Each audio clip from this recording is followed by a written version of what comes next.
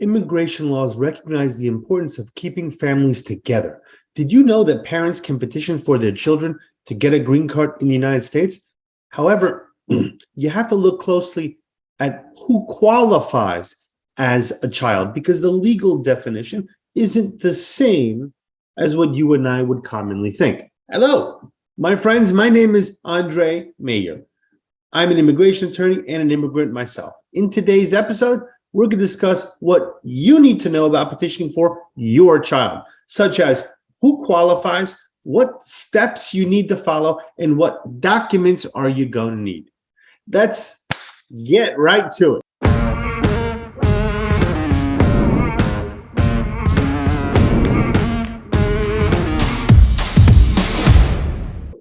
Who's eligible to be petitioned for a green card?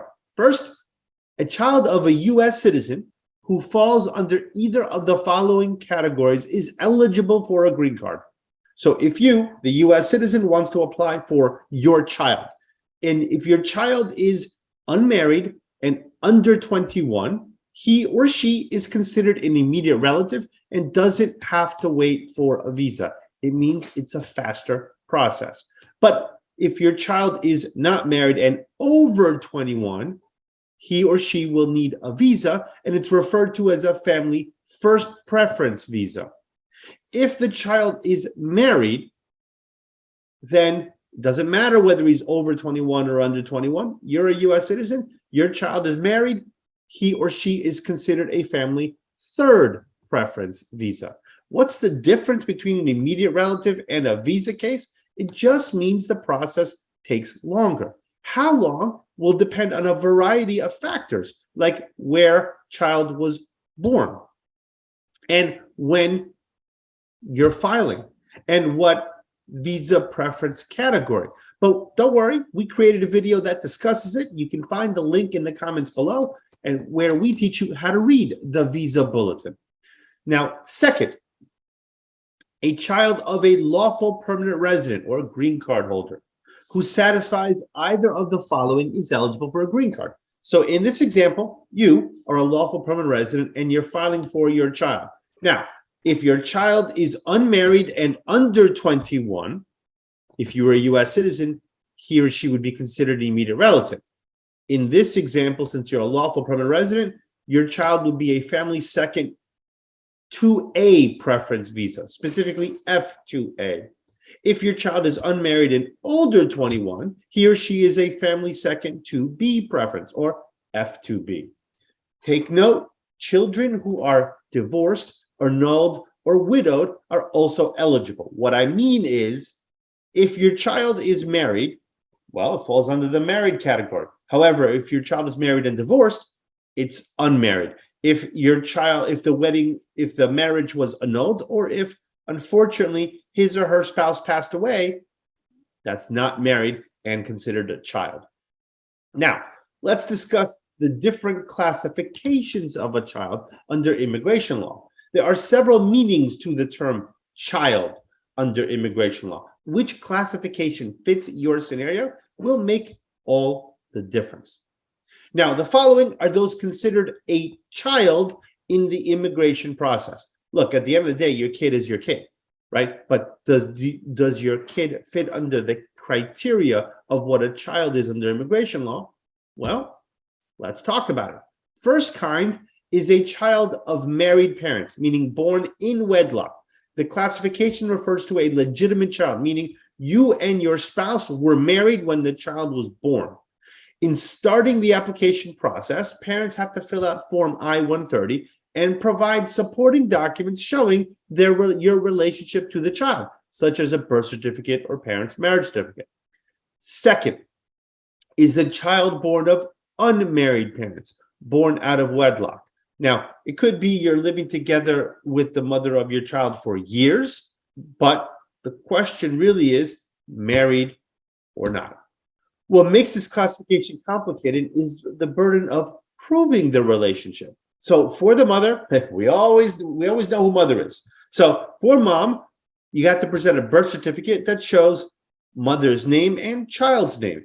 Keep in mind that your maiden name on your birth certificate could be different from your current name, meaning you, the mother, or might have changed your name when you got married or changed it if you got divorced.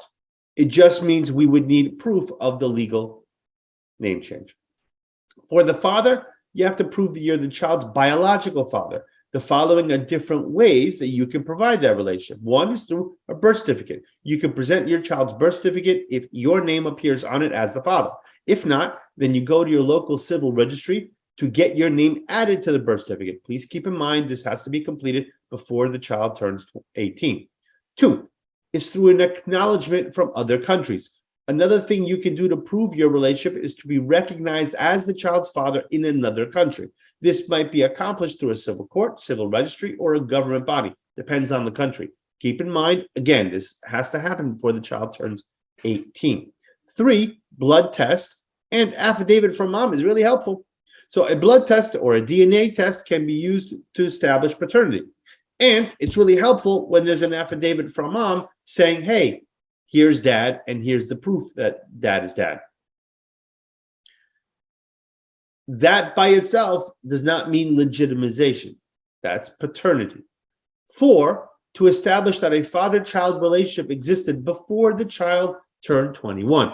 This approach is appropriate in circumstances where the father did not legitimate the child before he or she turned 18. In this case, you must not only prove your biological father, but also that you established a father-son relationship.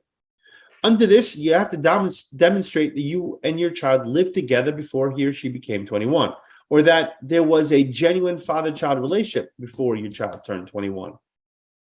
Also, you're going to need documents to prove the existence of the relationship. Here are some examples: correspondence or letters addressed to each other, proof of financial support for your child, like checks or money transfers, photos that show you and your child together, school documents with your name on them, sworn documents provided by at least two people who know of the father and child relationship, U.S. income tax returns showing the child is listed as your dependent, or birthday, Valentine's, Christmas, and other holiday cards that were sent and received.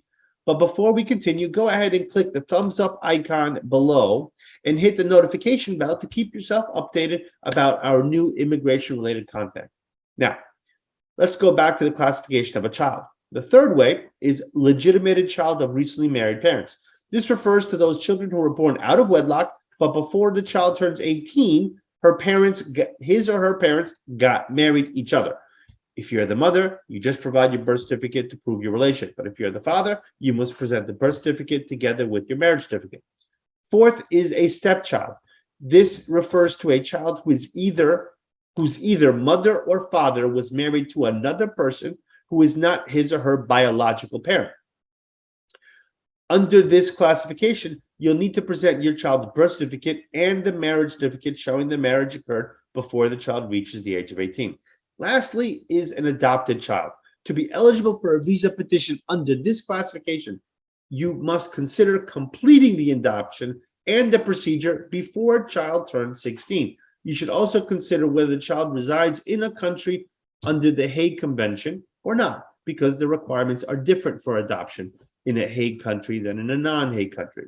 Remember, only a U.S. citizen may petition to adopt a child, and it has to happen before the 16th birthday. And the adoption typically has to happen abroad. Now, what is the steps to petition for your child? Step 1, complete Form I-130 with supporting documents. To begin the application procedure, you have to mail the petition form to the USCIS. Form is I-130, petition for alien relative, and it has to be accompanied by the following supporting documents: child's birth certificate, parent's marriage certificate.